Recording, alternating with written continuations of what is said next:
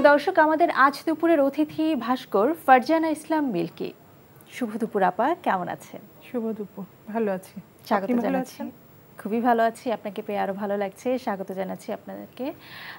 আপনারা সবাই মিলে, আপনাদের যে ফ্রেন্ড সার্কেল যারা রয়েছেন ঢাকা ইউনিভার্সিটি চারুকলা ইনস্টিটিউটে, সবাই মিলে একটা আপনাদের 11তম প্রদর্শনী চলছে। সেটা হচ্ছে রিদম অফ নেচার স্লোগানে কালার্স রিফ্লেকশন অফ লাইফ, এই নামে আপনাদের যে সংগঠন থেকে, এটা সম্পর্কে শুরুতে একটু শুনি। কালার্স হলো আমাদের বন্ধুদের একটা গ্রুপ, আর্টিস্ট গ্রুপ। এটা 89-90 ব্যাচের আমরা যারা চারুকলা পড়তাম তখনকার বন্ধুরা মিলে, মেয়েদের একটা গ্রুপ।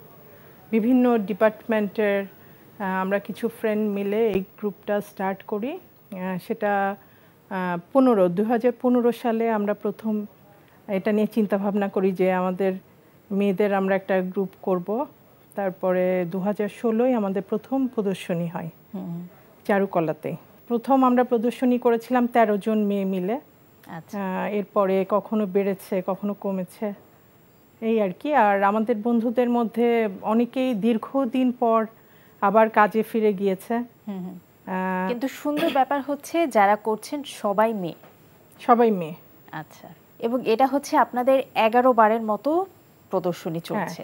প্রথমটা হয়েছিল 2016 সালে। 2016 সালে। সো মানে 11 খুব বড় একটা নাম্বার বলা যায়, যে 11 বার পর্যন্ত আপনারা সবাই মেয়েরা মিলে একটা প্রদর্শনী করছেন। বিভিন্ন সময় বিভিন্ন প্রতিবন্ধকতা থাকে, সবকিছু মিলিয়েও এই যাত্রাটা আসলে কেমন? যাত্রাটা তো খুবই ইন্টারেস্টিং, কারণ আমাদের গ্রুপে আমি এবং আমার আরেকটা ফ্রেন্ড রেবেকা সুলতানা মলি, আমরা আগে থেকে কাজ করতাম, কিন্তু আমাদের অন্য যেসব ফ্রেন্ড ম্যাক্সিমামই হচ্ছে এই 2016 থেকে স্টার্ট করেছে।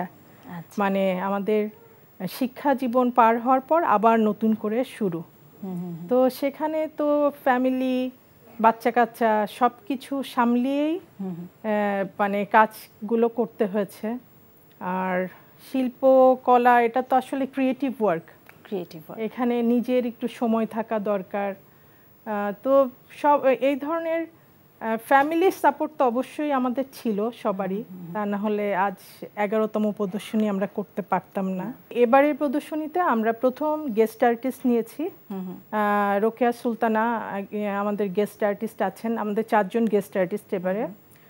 রোকেয়া সুলতানা, মিনি করিম, সোহানা শাহরিন আর রুবিনা নার্গিস। তো রোকেয়া সুলতানা হলেন আমাদের টিচার। আচ্ছা, উনি আমাদের সাথে এক্সিবিশনে পার্টিসিপেট করছেন, মানে এটাই আমরা বড় একটা, হ্যাঁ অনেক বড়, কারণ আমাদের শিক্ষক। আমরা চারুকলায় যখন ভর্তি হয়েছি তখন ম্যাডামকে পেয়েছি। তাহলে এটা তো খুব দারুণ যে শিক্ষক এবং ছাত্রের যৌথ মেলবন্ধনে একটা প্রদর্শনী। খুব ভালো লাগছে শুনে। আমি যদি একটু আপনাদের ক্যাটালগটার ভিতরে যাই, যেটা আপনাদের মেইন নাম যে colours reflection of life, colours কেন নাম দেয়া?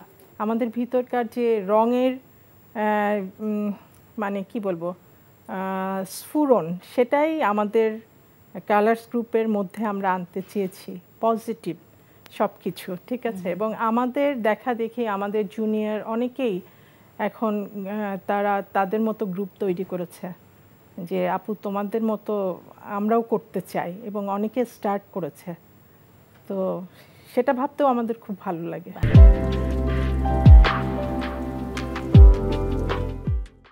এখানে আপনার যে করা ভাস্কর্যটা, এটা খুব দারুণ। এটা আপনি বললেন যে অ্যালুমিনিয়াম দিয়ে করা। হ্যাঁ, এটা সম্পর্কে একটু শুনি।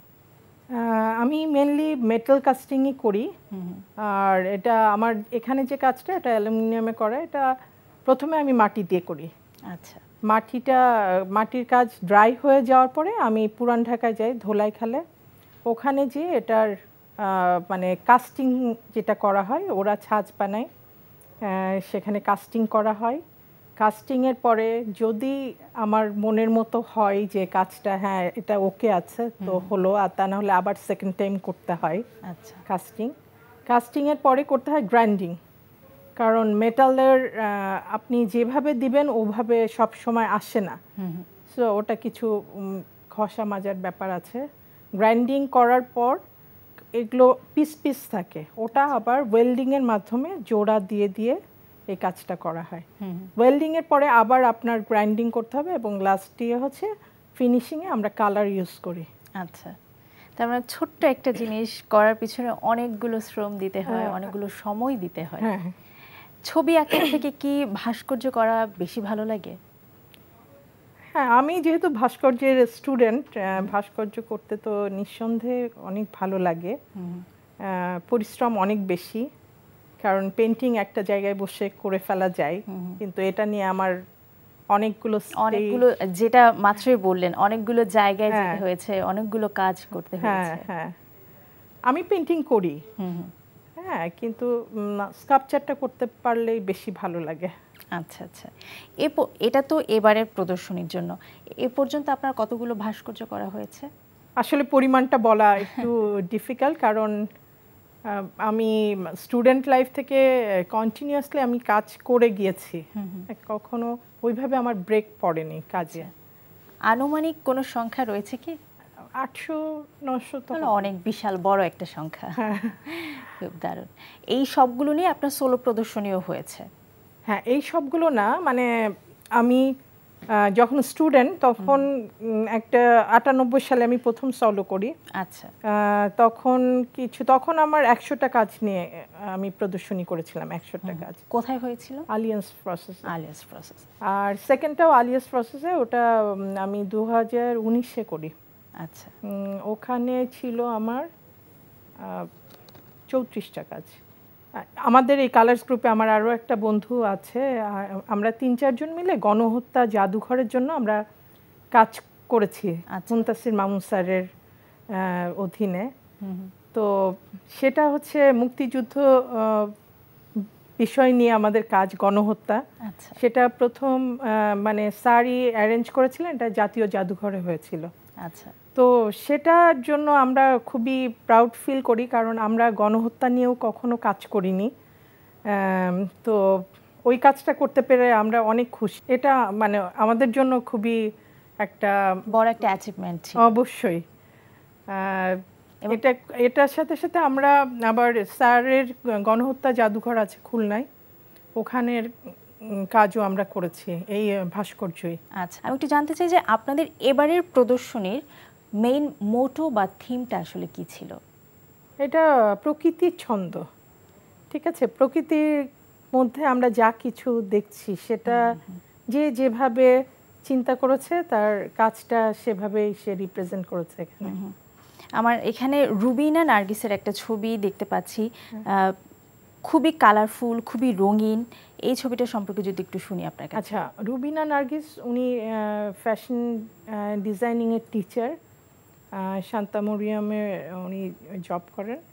তো এখানে হলো যে ওয়েস্টেজ যেসব মেটেরিয়ালস থাকে, যে ধরেন ছেঁড়া কাপড় টাপড়ে যেগুলো আমরা ফেলে দিই, ওটা আবার কিভাবে রিইউজ করা যায়। তো আপা এখানে যেটা করেছেন, এটা একটা কাঁথার ফর্ম, নকশি কাঁথা। ওনার পেন্টিংয়ের যে ফ্রেমটা, সেটা কিন্তু ওই নকশি কাঁথার মোটিভ দিয়ে ফ্রেমটা করা, হ্যাঁ, ডিজাইনটা করা। আর এখানে ওই যে টুকরা কাপড়গুলো জোড়া দিয়ে দিয়ে যে কাঁথার একটা এফেক্ট উনি দেখিয়েছেন পেন্টিংয়ে, এটাই। শুরুর দিকে পেছনে ফিরে যাই, পেছনের দিকে প্রদর্শনী সম্পর্কে আমরা একটু কম জানি, আমরা একটু শুনতে চাই। আচ্ছা, আসলে শুরুটা হয়েছিল আমাদের বন্ধুরা যারা কাজের সাথে যুক্ত থাকেনি দীর্ঘদিন, মানে ফ্যামিলি, বাচ্চা ছোট বা সেভাবে সময় দিতে পারছিল না। তো আমরা আবার ফ্রেন্ডদের বাসায় প্রায় প্রতি মাসে গেট টুগেদার এরকম হতো। তখন আমাদের এক ফ্রেন্ড বলে যে চলো আমরা একটু গ্রুপ করি, দেখি আমরা কিছু করতে পারি কিনা। তো আমাদের ছেলে বন্ধু, আমাদের একটা ইয়ার যেখানে আমরা 30টা ছেলে এবং 30টা মেয়ে ছিল আমাদের ব্যাচে। তো ছেলেদেরকেও আমরা বলেছিলাম যে আসো আমরা একটা গ্রুপ। তো ওরা অতটা ইন্টারেস্টেড না, যে না ঠিক আছে আমরা না, তোমরাই করো, তো আমরা তোমাদেরকে সাপোর্ট দিব। তো যাই হোক, তারপরে তো করলাম। সেবারে মানে আমাদের বন্ধুরা অনেক সহযোগিতা করেছে তখন। সেখানে রবিউল ইসলাম, সুব্রত চন্দ্র, এরা দুজন সবসময় আমাদের সাথে ছিল, এখনো আছে। আর আমাদের অন্যান্য বন্ধুরা, ছেলে বন্ধুরা, ওরা আমাদের প্রদর্শনীতে সবসময় আসে। তখন বাচ্চারা ছোট ছিল, আস্তে আস্তে 8 বছর আগে কথা, আস্তে আস্তে বাচ্চারাও বড় হয়েছে আমাদের। আর এখন তারাই আরো বেশি যে তোমরা করো, মানে তোমাদের কি সহযোগিতা লাগে সেটা এনকারেজ হ্যাঁ করছে। হ্যাঁ। তো সেখানে আমাদের মানে এখন আর ফ্যামিলি নিয়ে চিন্তা করতে হয় না যে আসলে মানে ফ্যামিলিকে সময় দিব না এদিকে আমাদের শিল্পের চর্চা করব। তো সবারই হাজব্যান্ড খুবই হেল্পফুল যে হ্যাঁ তোমরা ওই কাজটা করো, ঠিক মতো করো, এই আর কি। কিন্তু প্রথম দিকে যে প্রদর্শনীগুলো করেছিলেন সেগুলোর থিম আসলে কি ছিল? ওগুলো প্রতিবার না কি মানে বিভিন্নভাবে ভাগ করা না, হয়েছে কিনা? প্রথম দিকে আসলে ওইভাবে কোনো থিম ছিল না। সবাই যে যেভাবে আঁকতে চেয়েছে সেভাবেই করেছে। আমি ভাস্কর্যই দিয়েছি। আমি যা কাজ করি ফিগারেটিভ সেই কাজই আমি করেছি। আর অন্যরা সবাই সবার মতো করেছে, যেটা পছন্দ করেছে। কোনো থিম ছিল না তখন। মানে আমাদের 6টা এক্সিবিশন এভাবেই হয়েছে। আচ্ছা আচ্ছা, কোনো থিম ছিল না, যে যেটা করেছে সেটা নিয়ে প্রদর্শনী করেছে। হ্যাঁ দারুণ ছিল। আপনি তো ভাস্কর্যতে পড়াশোনা করেছেন, আপনি একজন ভাস্কর। ছোটবেলা থেকেই কি এমন কিছু ইচ্ছা ছিল যে চারুকলায় পড়বো বা এই ধরনের জিনিস করব, ক্রিয়েটিভিটির সঙ্গে যুক্ত থাকবো? না না, একদমই ছিল না, একদমই ছিল না। আমি মানে আমাদের যশোর চারুপীঠ, যেটা এস.এম. সুলতান, ওনার নাম নিশ্চয়ই শুনেছেন, অবশ্যই বিখ্যাত আর্টিস্ট। ওনার সাথে চারুপীঠের একটা খুব ভালো একটা সম্পর্ক ছিল। আমরা ওনাকে কাকু ডাকতাম। উনি থাকতেন নড়ালে, কিন্তু ওনার স্টুডেন্টদের ছিল চারুপীঠ। তো কাকু এসে ওখানে ক্লাস নিতেন, উনি আসতেন সময় পেলে। তো আমরা সে সময় চারুপীঠে, আর আমাদের মানে যারা আমাদের ক্লাস নিতেন ওনারা ছুটিতে, আমার দেশের বাড়ি যশোর, আচ্ছা, তো ওখানে যেতেন, ওনারা আমাদের ক্লাস নিতেন। তো এইভাবে মানে ওনাদেরকে দেখে খুবই উৎসাহিত হতাম যে আচ্ছা এরা সবাই ঢাকা চারুকলায় পড়ে। তো ওনারাই আসলে বলেছে আচ্ছা পরীক্ষা দাও, সবাই তো সুযোগ পায় না, দেখো ট্রাই করে। এটা তো ভার্সিটির সময়ের গল্প, কিন্তু আমি একদমই ছোটবেলায় যদি জানতে চাই। একদমই, আমি আসলে শুরু করেছি ক্লাস 7 থেকে। আচ্ছা, ছবি আঁকা? হ্যাঁ, ছবি আঁকা, এবং চারুপীঠের মাধ্যমে। আচ্ছা, সেটা তো সেখানে ধরেন আমাদের পহেলা বৈশাখ শুরু হয়েছে, কিন্তু এই যে র্যালিটা সেটা কিন্তু যশোর থেকেই প্রথম শুরু হয়। আচ্ছা, হ্যাঁ, তো সেই র্যালিতে তখন আমি চারুকলার স্টুডেন্ট না, মানে আমি ওই চারুপীঠেই ওনাদের সাথে দেখতাম যে এইসব মুখোশ টুখোশ এটা বানাচ্ছে এটা। তারপরে ঢাকা থেকে টিচাররা যেতেন সেই পহেলা বৈশাখের উৎসবে। তো সেসব দেখে, আর আমার ফ্যামিলিতে আসলে কেউই আর্টিস্ট না। আচ্ছা, আমি আর্ট কলেজে ভর্তি হওয়ার পরীক্ষা দিয়েছি, আবার যশোরেও কলেজেও আমি ভর্তি হয়েছি। আচ্ছা, কিন্তু মানে নিজের ইচ্ছা, খুবই ইচ্ছা যে আমি যেহেতু এখানে সুযোগ পেয়েছি আমি পড়বো। আচ্ছা, যখন চারুপীঠে পড়তেন তখন থেকে ভালো লাগা ছিল? হ্যাঁ, যে চারুকলা তখন থেকে মানে আর্টিস্টদের দেখে তখন মনে হচ্ছে হ্যাঁ আর্টিস্ট হতে, মানে আমি আমার প্রফেশনটা এটা নিতে পারি আর্টিস্ট হিসেবে। কিন্তু সেটা আসলে ফ্যামিলির সাথে একটা অনেক মনোমালিন্য। আচ্ছা, আমার মাই শুধু আমাকে সাপোর্ট দিয়েছে, হ্যাঁ ঠিক আছে তুমি সুযোগ পেয়েছো, তুমি পড়ো ওখানে। তো এই আর কি। এরপর থেকে শুরু হলো। ঢাকা ইউনিভার্সিটির যাত্রা আসলে কেমন ছিল? যাত্রা আমরা হলে ছিলাম, খুবই ইন্টারেস্টিং একটা লাইফ লিড আমরা করেছি। মানে ঢাকা বিশ্ববিদ্যালয়ের চারুকলা তো অনেক বেশি ঐতিহ্যপূর্ণ, অনেক বেশি পুরনো একটা জায়গা। হ্যাঁ, অনেক কিছু শুরু এখান থেকে, অনেক কিছু শুরু। আর আমরা যখন চারুকলায় পড়তাম তখন তো অনার্সের ব্যাচ চালু হয়নি, সো আমরা চারুকলায় পড়েছি 12 বছর, কারণ তখন অনেক সেশন জ্যাম ছিল। আচ্ছা, আর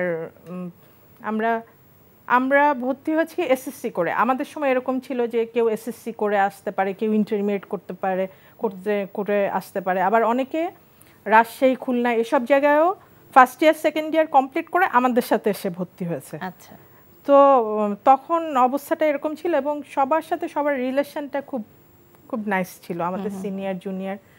আর আমরা কয়েকটা ফ্রেন্ড হলে থাকতাম। আচ্ছা, তো চারুকলা এসএসসি পাশ করে আসছি, বুঝতে পারছেন যে অনেক ছোট, তো অনেক ছোট। ওনারাই আমাদেরকে খুব গাইড টাইড করতেন আপনাদের ওই সময়ে যখন পড়াশোনা করেছেন তখন শিক্ষক কারা ছিলেন? আমাদের স্যার ছিলেন শিশির স্যার, আচ্ছা, তারপরে নিসার স্যার, জামাল স্যার, আর আমার ডিপার্টমেন্টের হামিদুজ্জামান খান, শামীম শিকদার, আব্দুর রাজ্জাক, ওনারা আমাদের। আচ্ছা, এবং যেই টিচারদের কথা বলছিলেন যারা এবারের প্রদর্শনীতে যুক্ত আছেন তারা কি তখন আপনার শিক্ষক ছিলেন? একজনই মানে লাভলি ম্যাডাম, যিনি রোকেয়া সুলতানা, উনি প্রিন্ট মেকিং এর টিচার। আচ্ছা আচ্ছা, আমি ওনার সরাসরি স্টুডেন্ট না, কিন্তু আমাদের সাবসিডিয়ারি একটা ক্লাস করতে হতো সবাইকে, তখন আমরা প্রিন্ট মেকিং এর কাজ করেছি, সেই সূত্রে ম্যাডাম আমাদের টিচার, মানে ওনার ডিপার্টমেন্টের কাজ। আর এরপরে তো মানে এক্সিবিশনে পার্টিসিপেট করা বা সব মিলে ম্যাডামের সাথে রিলেশনটা আমাদের সেরকমই, এবং তারই ধারাবাহিকতা এখন এসে একসঙ্গে আপনার প্রদর্শনী করছেন। খুব দারুণ, খুবই ভালো লাগলো। অনেক শুভকামনা রইল আপনাদের জন্য, ভবিষ্যতে আরও ভালো কিছু হোক। অনেক ধন্যবাদ। প্রিয় দর্শক, আমরা চলে এসেছি অনুষ্ঠানের শেষ প্রান্তে। অনুষ্ঠান সম্পর্কে আপনার মতামত জানাতে মেইল করুন আজ দুপুরে @ntvbd.com এ। বিশ্বের যে কোনো প্রান্ত থেকে যে কোনো সময় আজ দুপুরে দেখতে ভিজিট করুন আমাদের পূর্ণাঙ্গ ওয়েব পোর্টাল www.ntvbd.com এ। এছাড়া এনটিভির সব জনপ্রিয় অনুষ্ঠান ও খবরের আপডেট পেতে ভিজিট করুন আমাদের ইউটিউব চ্যানেল ও ভেরিফাইড ফেসবুক পেজ। সবার মঙ্গল কামনায় আজকের মতো এখানেই শেষ করছি। শুভ দুপুর।